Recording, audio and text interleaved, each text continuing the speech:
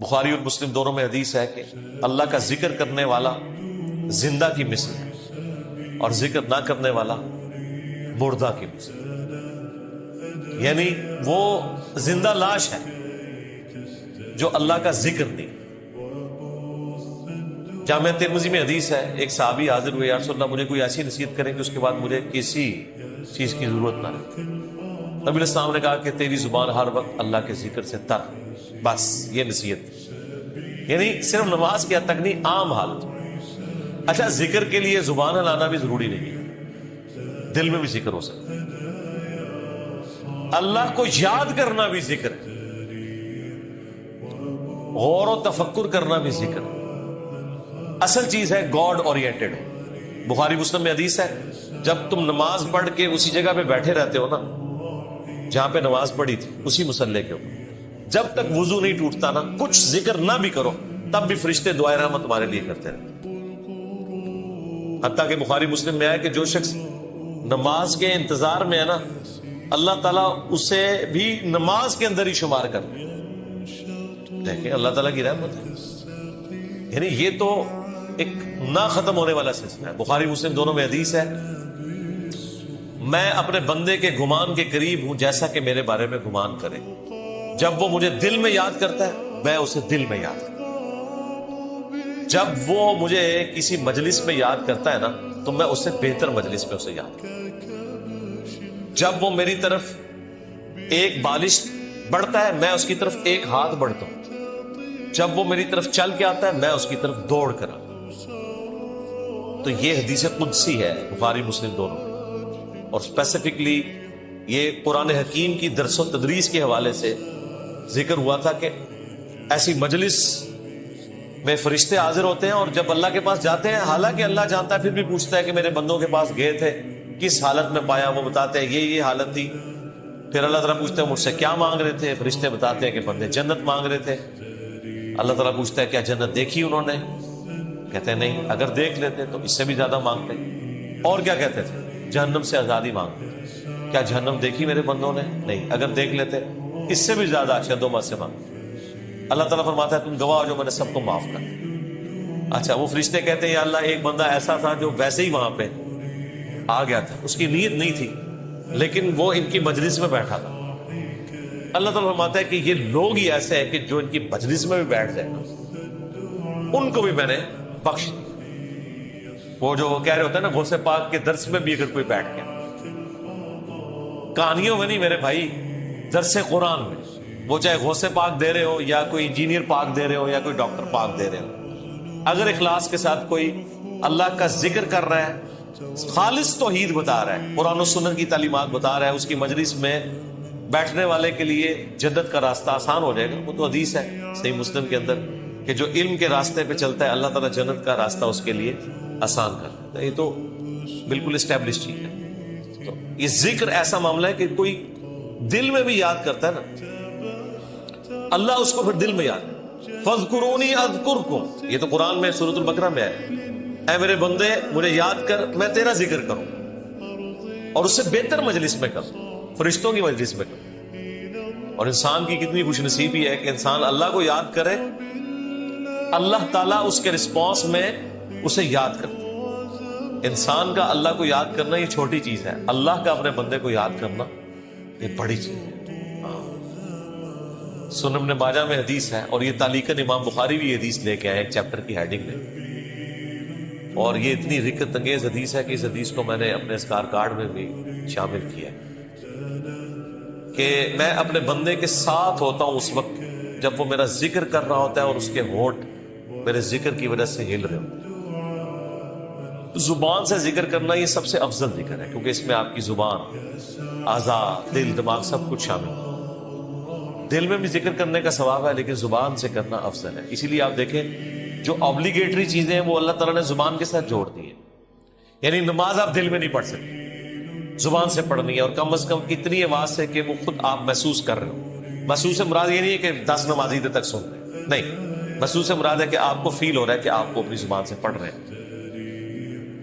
اس طریقے سے جانور قربان کرنا ہے تو تکبیر اتنی آواز سے کہنی ہے کہ آپ کے کان خود سن۔ جو آبلیگیٹری چیزیں ہیں وہ اللہ تعالیٰ نے زبان کے ساتھ جوڑی۔ زبان کا ذکر بہرحال دل کے ذکر سے افضل ہے. باقی ریاکاری والا جو ایشو ہے وہ ہر شخص کا ایک پرسنل معاملہ ہے, کسی کے اوپر ہم فتویٰ نہیں لگاتے. لیکن جو اللہ تعالیٰ نے اوبلیگیٹری نمازیں رکھ دی ہیں وہ تو اتنی اعلانیاں رکھی ہوئی ہیں کہ خود بخود ریاکاری کا چانس ہے, تو وہ ریاکاری نہیں ہے. بعض اوقات شیطان کسی کو وسوسہ دلاتا ہے میں جماعت سے نماز پڑھوں گا یا مسجد میں زیادہ دیر بیٹھوں گا تو باقی لوگ کہیں گے کہ جی یہ لوگ بڑا نیک ہو گیا ہے, تو اس سے میرے دل میں تکبر آ جائے گا. یہ شیطانی وسوسہ ہوتا ہے. اس طرح نہیں سوچنا کبھی. آپ نے خالص رہنا. صحیح مسلم میں حدیث ہے, صحابہ کرام نے کہا یا رسول اللہ بعض اوقات ہم نیکی کا کوئی کام کرتے ہیں حالانکہ پوری نیک نیتی سے کر رہے ہوتے ہیں, یہ نیت نہیں ہوتی کہ لوگ ہماری تعریف کریں, لیکن پھر بھی لوگ تعریف کر دیتے ہیں اور وہ ہمیں اچھی بھی لگتی ہے. ظاہر تعریف کسے بری لگتی ہے, تو کیا یہ ریاکاری ہے؟ آپ نے فرمایا نہیں, یہ ریاکاری نہیں ہے, بلکہ یہ دنیا میں اللہ تعالیٰ کا انعام ہے اپنے بندے کے لیے کہ کسی بندے کی تعریف کوئی کر دے. لیکن دوسری طرف نبی علیہ السلام نے اس بندے کے لیے یہ کہا ہے کہ کسی کے منہ پہ ایسی تعریف نہیں کرنی ہے کہ وہ تکبر کے اندر مبتلا ہو جائے. جس کی ہو رہی ہے اس نے خواہش کا اظہار نہیں کرنا کہ لوگ میری تعریف کریں. تو یہ باریک سے فرق ہوتے ہیں جس کی وجہ سے بعض اوقات شیطان, میں نے کئی لوگوں کو سنا ہے کہ جی ہم نے داڑھی رکھ لی تو پھر لوگ مسائل پوچھیں گے, لوگ ہمیں نیکوکار کہیں گے, اس لیے جی ہم داڑھی نہیں رکھ رہے. پھر وہ قرآن و حدیث سے سب سے بڑی دلیل دینا شروع کر دیتے ہیں کہ ڈاکٹر اقبال کی بھی داڑھی نہیں تھی. قرآن و حدیث ان کے نزدیک یہ ہے کہ ڈاکٹر اقبال کی داڑھی نہیں تھی, اور پوری زندگی ڈاکٹر اقبال کو یاد کرتے مر جاتے ہیں. اللہ کے نبی علیہ السلام کو پس پش ڈال دیتے ہیں. کئی لوگ ہیں وہ کہتے ہیں کہ جی وہ جی ہاں نبی علیہ السلام خواب میں زیارت کروا کے خود منو ایک بار بھی کہہ دینا میں داڑھی رکھ لینی, تو میں ان کو کہتا ہوں وہ 1400 سال پہلے کہہ کے گئے ہیں بھائی. اور اس سے بھی بڑھ کر اللہ قرآن میں کہہ گیا ہے سورہ النساء کی آیت نمبر 119 کہ یہ شیطان کا راستہ ہے, کہ شیطان کہے گا, اس نے یہ وعدہ کیا تھا اپنے رب کے ساتھ وَلَآمُرَنَّهُمْ فَلَيُغَيِّرُنَّ خَلْقَ اللَّهِ, اے اللہ میں تیری مخلوق کو ابھاروں گا کہ وہ تیری بنائی ہوئی تخلیق کو بدل دے. تو یہ تخلیق اللہ نے دی تھی مرد کے لیے. اتنی داڑھی رکھنا کہ جسے عرف عام میں داڑھی کہا جائے یہ مرد کے لیے اوبلیگیٹ. تو ہر بندے نے کوئی نہ کوئی اپنے لیے لیم ایکسکیوز رکھا ہوا ہوتا ہے. تو میں ان کو بھی کہتا ہوں بھائی 1400 سال پہلے حکم ہو چکا ہے بھائی, اب کس حکم کا آپ انتظار. تو بعض اوقات شیطان یہ بھی وسوسہ دلاتا ہے کہ جی اگر میں جماعت سے نماز پڑھوں گا تو لوگ کہیں گے یہ بڑا نیکوکار ہے لہذا میں گھر میں ہی پڑھ لوں. نہیں بھائی, جو فرض چیزیں وہ آپ نے حکم پہ عمل کرنا, اپنی عقل کو اس میں دخل نہیں دینا. اب داڑھی بھی سامنے نظر آ رہی ہے, داڑھی تو ظاہر چہرے پہ رکھی جائے گی نا, پیٹ میں تو صرف بزرگوں کی داڑیاں ہوتی ہیں, ہاں بابوں کی, اور جو کتابوں کے ماننے والے ہیں ان کی داڑھی تو باہر ہوتی ہے, وہ تو سامنے رکھنی ہوگی. اسی طریقے سے نماز بھی لوگوں کے سامنے ہی پڑھنی پڑے گی جماعت سے. یہ تو ہو ہی نہیں سکتا کہ آپ کہ میں نے جماعت سے نماز بھی پڑھنی ہے, گنہگار ہوں گے. یہ مرد کے لیے میں کہہ رہا ہوں, عورت تو ظاہر ہے اس کے لیے تو حکم ڈفرنٹ ہے. تو یہ چیزیں اللہ تعالیٰ نے اپنی یاد کے لیے, دیکھیں کتنے الارمز فٹ کیے ہوئے ہیں, ہمیں کتنے سگنل پورے دن میں ملتے ہیں. انسان اللہ تعالیٰ سے اپنے آپ کو بے نیاز کر ہی نہیں سکتا. میں ایک ہسٹری چینل کے اوپر یا نیشنل جغرافک پہ ایک ڈاکومنٹری دیکھ رہا تھا. ایک کوئی نان مسلم تھا تو وہ مختلف مسلمان اسکالرز کے پاس نا امریکہ میں انٹرویو کرنے جا رہا تھا کہ ہمیں آپ ریلیجن کے بارے میں بتائیں, اسلام کیا ہے. تو وہ امریکہ میں ایک شیعہ عالم تھے, ینگ تھے. اس سے جب اس نے سوال کیا تھا کہ اسلام کیا ہے تو اس نے کہا اسلام خدا کے گرد سینٹر, بس کہ ہر وقت خدا آپ کے سامنے ہونا چاہیے. یہ اسلام کی بیسک ڈیفینیشن. واقعی اس طرح یہی بات ہے. اسلام کیا ہے؟ ٹو سبمٹ یور ول, اللہ کے سامنے سر تسلیم خم کر. اچھا اب یہ بات مجھے بھی پتا, لیکن جب میں نے اس بندے کے منہ سے یہ بات سنی نا, پھر میں نے غور کرنا شروع کیا. اس نے کہا کہ ہر وقت اللہ آپ کے سامنے ہونا چاہیے. تو پھر میں نے سوچا واقعی یار اسلام تو ہے ہی سینٹرڈ اراؤنڈ گاڈ ہے. صبح سے لے کر شام تک ہر چیز خدا کے گرد گھومتی ہے. صبح اٹھ کے آپ پہلا جملہ کیا بولتے ہیں؟ الحمدللہ الذی احیانا بعد ما اماتنا والیہ النشور. تمام تعریفیں اس اللہ کے لیے جس نے مرنے کے بعد مجھے دوبارہ زندہ کر دیا اور میں نے لوٹ کے اسی کی طرف جانا ہے. آخرت کا ذکر بھی ساتھ ہے. یہ تلوار جو ہے نا یہ ہر وقت لٹکی رہے گی. آپ دیکھیں دنیا میں جتنی دعائیں ہو رہی ہوتی ہیں نا, آخرت کا موت کا ذکر ساتھ پیرلل میں آ رہا ہوتا ہے کہ تیاری سٹارٹ ہی صبح کیا ہو رہا ہے؟ اے اللہ موت کے بعد زندگی دی ہے، اور پھر میں نے مر کے تیرے پاس ہی آنا ہے جو آخری موت ہے، جس کے بعد میں نے اٹھنا بھی کوئی نہیں، پھر قیامت میں ہی اٹھنا ہے۔ یہ سٹارٹ ہو رہا ہے۔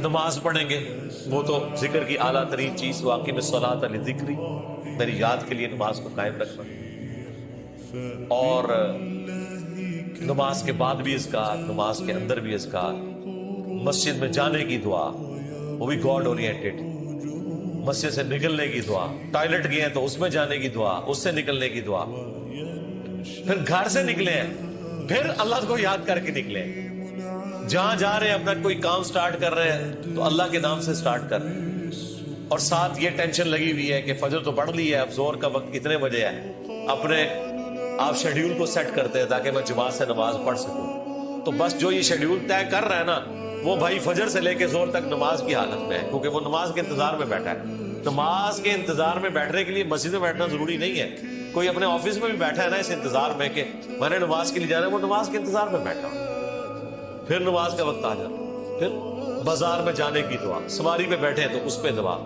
وہ ساری دعائیں ذرا آپ پڑھیں، کوئی بزرگ بابا آپ کو ان دعاؤں میں نظر نہیں آئے، خدا سے شروع ہو کے خدا بھی، یہ کائنات سینٹرڈ اراؤنڈ گاڈ ہے، ہماری زندگی کا مقصد خدا کی پہچان ہے، انبیاء کے دنیا میں آنے کا مقصد خدا کی پہچان ہے، ہر چیز خدا کے گرد گھومتی ہے، یہ اصل میں اللہ کو مطلوب انسان ہے جو سینٹرڈ اراؤنڈ گاڈ۔ تو آپ اس کے ذرا ٹیسٹ کو فیل کریں، الذین آمنوا، جو لوگ ایمان لائے، وتطمئن قلوبہم بذکر اللہ، اور مطمئن ہوتے ہیں ان کے دل اللہ ہی کی یاد سے، الا بذکر اللہ تطمئن القلوب، آگاہ ہو جاؤ کہ دلوں کا سکون ہے ہی اللہ کی یاد میں، یہ اللہ تعالیٰ نے سکون رکھے اس کے اندر۔ سکون سے مراد یہ نہیں کہ دنیا میں آپ کو کوئی پریشانی نہیں ہے، اگر یہ مطلب ہو تو انبیاء کرام نے تو سب سے زیادہ بے سکونی دیکھی، ہر آزمائش اللہ تعالیٰ نے ان کے اوپر ڈالی ہے اور وہ ثابت قدم ہے۔ مراد یہ کہ اگر کوئی آزمائش آئے گی تو وہ برداشت کرنا آسان ہو جائے گی۔ پھر دنیا حسنہ کیا ہے کہ دنیا میں اگر تکلیف بھی آئے تو صبر آ جائے گا کہ اللہ کی مرضی، انا للہ و انا الیہ راجعون، لیکن تکلیف میں بھی آپ کو یہ دعا سکھا دی، ادھر بھی موت ہے، اے اللہ ہم تیری طرف سے آئے تھے، ہم نے بھی تیرے پاس ہی آ جانا ہے واپس، تو یہ تکلیف جو آئی ہے نا، یہ بھی تو ایک نہ ایک دن ختم ہو جانی ہے، بڑی سے بڑی تکلیف بھی اس دن تو ختم ہو جانی ہے جس دن انسان کو موت آنی ہے۔ بیمار تھا تو جب بندہ ہی ختم ہو گیا تو بیماری بھی ختم ہو گئی۔ تو دیکھیں ہر جگہ گاڈ اورینٹڈ، اللہ کی طرف متوجہ رہنا، تو اس کے لیے اللہ تعالیٰ نے آپ کو پورا جو شیڈیول دیا ہوا، ابھی تو یار ان لوگوں نے ہماری نمازوں کے مزے خراب کر دیے، کاش آپ کے اوپر وہ دریچہ کھل جائے جو ایک بند دریچہ ہے، وہ سال میں ایک دفعہ کھلتا ہے قیام اللیل کی شکل میں، لیکن اگر آپ امیجن کریں کہ دنیا میں جتنی بھی مساجد ہیں ان کے اندر جہری نمازوں میں قرآن الف لام میم سے شروع ہو کے یا سورہ فاتحہ سے شروع ہو کے والناس تک پورا سال چلے، ایک ایک رکوع، ایٹ لیسٹ ایک ایک رکوع، کتنا ٹائم لگ جائے گا؟ اگر یہ نماز 7 منٹ میں ختم کرتے ہیں وہ 20 منٹ میں ہو جائے گی، 15 منٹ میں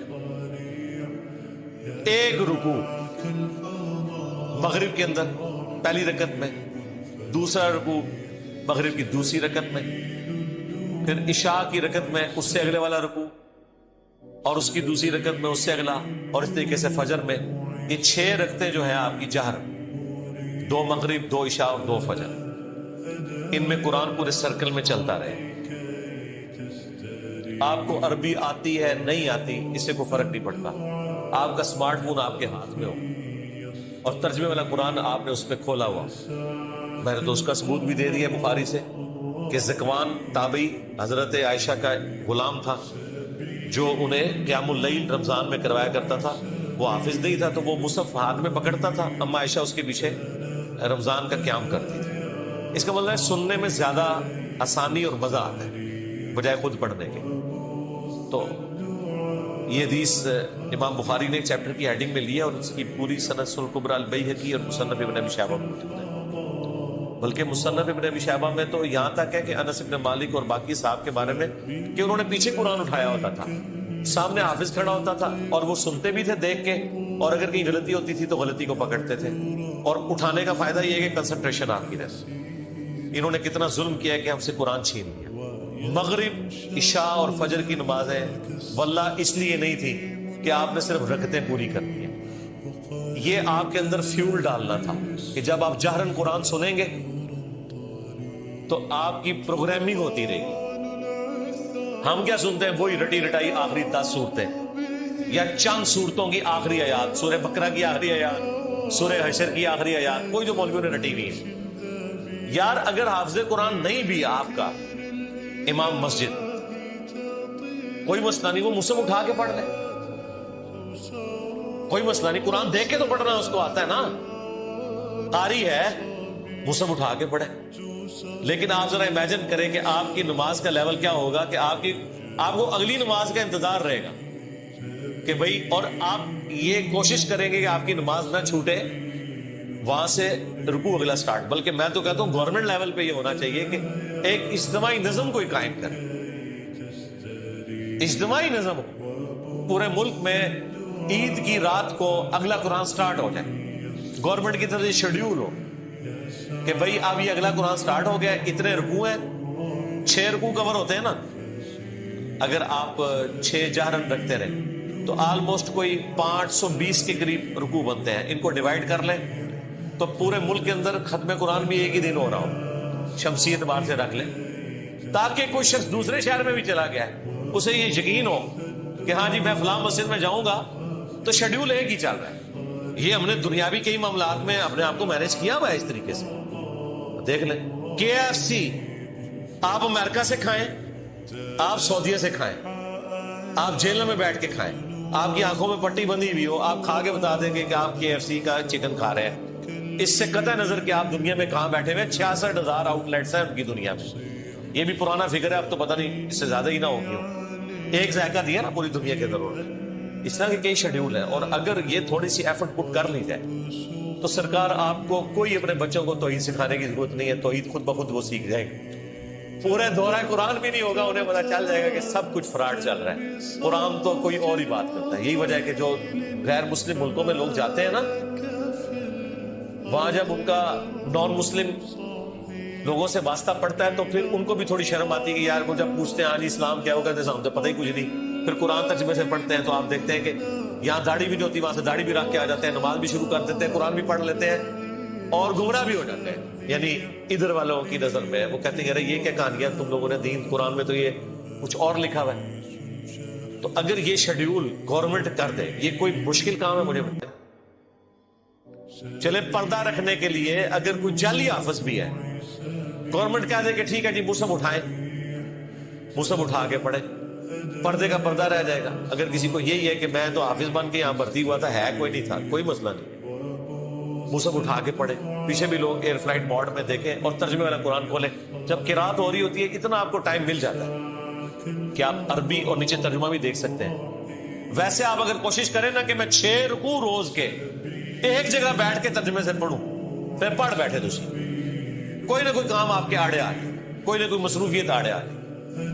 اس لیے اللہ تعالیٰ نے اس کو نماز کا حصہ بنایا ہے۔ یہ لوگ پوچھتے ہیں کہ جی جہرن نمازیں کیوں ہیں، لو سن لو پھر اس واسطے کے جہرن کہ قرآن کے ذریعے پروگرامنگ آپ کی ہوتی رہے، آپ قرآن سنتے رہے۔ اور ابھی تو میں آپ کو یہ بتا ہی نہیں رہا کہ نبی علیہ السلام کی نماز کتنی لمبی ہوتی تھی، فجر کی ایٹ لیسٹ 40 منٹ کی آپ کی فجر کی نماز ہوتی تھی۔ جی ہاں، میں تو ایک ایک رکوع کی بات کر رہا ہوں، وہاں تو پاؤ یا آدھا پارا پڑھنے کی بات ہے یا پارا پڑھنے کی بات ہے، چلے وہ نہیں ہے، ایک رکوع بھی کسی کی ہدایت کے لیے کافی ہے بھائی۔ 6 رکوع تو کور ہو گئے نا، 6 رکوع کا مطلب ہے کہ ایک پاؤں سے زیادہ اس کا پارا ہو گیا، ہر 4 دن کے اندر ایک پارا ختم ہو جایا کرے، ہر 4 دن کے اندر ایک پارا، تو اس کا مطلب ہے کہ یہ 1 مہینے کے اندر آلموسٹ کتنے پارے ہو جائیں گے جی؟ 7 پارے، اور 4 مہینے کے اندر آلموسٹ آپ کا ایک قرآن مکمل ہو جائے کرے۔ تو 4 مہینے میں اگر قرآن مکمل ہو رہا ہے تو سال میں 3 قرآن تو ویسے ہی ختم ہو جائے گا، چوتھا تراویح میں ہو جائے گا، 4 قرآن آپ کے۔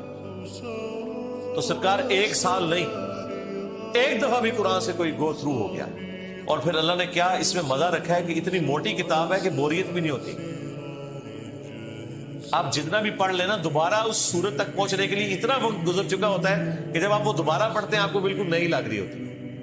اگر یہ چھوٹی سی کتاب ہوتی تو 2-4 بار پڑھ کے کوئی بوریت والا معاملہ ہو جاتا. لیکن اللہ تعالیٰ نے یہ چیز بھی رکھی, اتنی موٹی کتاب اور ایک ایک سورت میں ایسی ملٹی ڈائریکشنل چیزیں رکھ دی ہیں, واقعات علیحدہ سے رکھ دیے, حکمت کی باتیں الگ سے رکھ دی, آخرت کا ذکر علیحدہ سے رکھ دیا, ہر اعتبار سے اس میں ٹیسٹ رکھا. تو یہ قرآن ہماری زندگی میں آ سکتا تھا. اور یہ ویڈیو تو میں نے بہت پہلے ریکارڈ کی ہے کہ قرآن کو اپنی زندگی میں کیسے لایا جائے. میرے نزدیک تو اس کے علاوہ کچھ چارہ نہیں. یاد رکھیں جو چیز آپ اپنی روٹین میں لانا چاہتے ہیں نا کہ آپ اسے روزانہ کریں, تو پھر آپ اسے زندگی کی اس چیز کے ساتھ جوڑ دیں جس کے اوپر آپ کی زیرو ٹالرنس ہے, تو وہ آپ کی زندگی کا حصہ بن جائے. مثلا بڑے لوگ پوچھتے ہیں بڑی کوشش کی تھی 1 مہینے تک واک کرتے رہے فجر کے بعد, بس پھر بعد میں نہیں واک ہو سکتا, ٹائم ہی نہیں ملتا. تو میں ان کو کہتا ہوں آپ اس کو اپنی روٹین میں جوڑیں. روٹین آپ کی کیا ہے؟ نماز مسجد میں جا کے پڑھتے ہو, ہاں جی, بس موٹر سائیکل نہیں اب لے کے جانا, پیدل جانا ہے. فجر کی نماز کے لیے بھی پیدل جانا ہے. اپنی روٹین میں آپ جانا ہی جانا ہے. اگر مسجد 15 منٹ کی مسافت کے اوپر ہے, چاہتے نہ چاہتے 15 منٹ کی آپ کی واک ہو جائے گی. اور اس کو آپ کو یاد کر کے نہیں کرنا پڑے گا, سوائے اس کے کہ آپ نے جانا ہے تو آپ نے پیدل جانا ہے. یا عشاء کے وقت آپ ٹائم رکھنا چاہتے ہیں تو اپنی واک کا ٹائم وہ رکھ لیں, اور 5 نمازیں پیدل جا کے پڑھیں. تو آپ ذرا کیلکولیٹ کریں ہر نماز کے ساتھ جانے اور آنے میں آپ کی واک اٹیچ ہو جائے گی, کیونکہ آپ نے روٹین کا حصہ بنا لیا. اس جو انسان کو اسپیشل کام کرنا پڑتا ہے نا اس میں انسان کو تردد ہوتا ہے. لیکن جو انسان اپنی روٹین میں شامل کر لیتا ہے, بس یہ قرآن بھی میں کہتا ہوں آپ اپنی روٹین میں شامل کریں. اور اس کو شامل کرنے کا طریقہ یہی ہے کہ فرض نمازوں میں امام مسجد کی منت مارنی پڑے, کوئی مٹھی گرم کرنی پڑتی ہے اس کی, کرے اسے کہ بھائی یار چل کچھ نہیں تو فجر میں تو شروع کر یار, مغرب عشاء میں نہیں کر سکتا. میں آپ کو بتاؤں ہمارے اسلام آباد میں پنڈی میں ایک مسجد ہے, وہ روٹین کے ساتھ پچھلے کئی سالوں سے ان کی فجر کی نماز میں آلموسٹ 1 پاؤ قرآن کور کرتے ہیں, اور پورا سال ان کا قرآن چلتا رہتا ہے. سب کو پتا ہوتا ہے کل یہاں سے شروع ہو رہے ہیں, لوگ پڑھ کے آتے ہیں گھر سے بھی ایک وہ اس کا ٹیسٹ فیل کرتے ہیں. تو یہ تو مسلسل آپ کی روٹین میں جب قرآن آئے گا تو یہ وہ ساری گناہ, وہ ساری برائیاں جن کو چھوڑنے کے لیے آپ کو ایک ایفرٹ پٹ کرنی پڑتی ہے, وہ آٹومیٹکلی آپ کی زندگی سے نکلتی چلی ہے. جس طرح آپ نے دیکھا کہ بعض لوگ ایسے ہوتے ہیں بڑی ان کی شانہ زندگی ہوتی ہے, لیکن کبھی ان کے اوپر کوئی غم کی کیفیت ٹوٹتی ہے, بالکل زندگی میں سادگی آ جاتی ہے. پھر آہستہ آہستہ وہ دنیا سے ریٹائر ہونا شروع ہو جاتے ہیں, ایک غموں کا پہاڑ گرتا ہے, آخرت اورینٹڈ ہو جاتے ہیں آہستہ آہستہ آہستہ آہستہ. اگر آپ خدا کے ساتھ اٹیچ ہو جائیں گے, قرآن کے ساتھ اٹیچ ہو جائیں گے, تو ایٹ لیسٹ گناہ کا تصور بھی دور کی بات ہے, آپ اس طرف جانے کا سوچیں گے نہیں, کیونکہ ہر وقت یہ آخرت کی یاد دلانے والی چیز آپ کے سر کے اوپر لٹکتی رہے گی. قرآن کی تلاوت سے دلوں کا زنگ کیوں دور ہوتا ہے؟ آخرت اورینٹڈ تلاوت سے, اس لیے کہ آپ جب قرآن کی تعلیمات کو سمجھیں گے, ذرا عربیوں کو تو تلاوت ہی کہنا تھا نا, انہوں نے تو ترجمہ نہیں کرنا تھا. اور تلاوت کا ایک معنی فالو کرنا بھی ہوتا ہے, ایک ہوتا ہے قرات کرنا اور ایک ہے اس کے پیچھے پیچھے چلنا. یہ ترجمے والا قرآن اسمارٹ فون نے تو زندگی آسان کر دی. میں کہتا ہوں اس سائنس نے ہماری دنیا تو آسان کی ہے, جو ہماری آخرت آسان کرتی ہے. آپ امیجن کریں اس یوٹیوب کی برکت سے صدیوں میں جتنے لوگوں نے توحید قبول کی ہے, چند سالوں میں ہمارے پلیٹ فارم سے جو امید ہی کوئی نظر نہیں آتی. اور یہ آپ نہ سمجھیں یہ لوگ ہیں, یہ نسلیں ہیں. ہاں آپ ان کو ملٹی پلائی کریں تو یہ ساری سائنس کی برکت ہے. آج دین کتنا سیکھنا آسان ہے, اور اس پہ عمل کرنے کے لیے آپ کو موٹیویٹ کرنے کے لیے کتنے والنٹیئر اویلیبل ہیں اگر آپ خدا کے ساتھ کمیٹڈ. اللہ تعالیٰ ہمیں ہر وقت اپنی یاد میں رہنے کی توفیق دے. اللہ تبارک و تعالیٰ اپنے ذکر پہ ہمیں استقامت دے.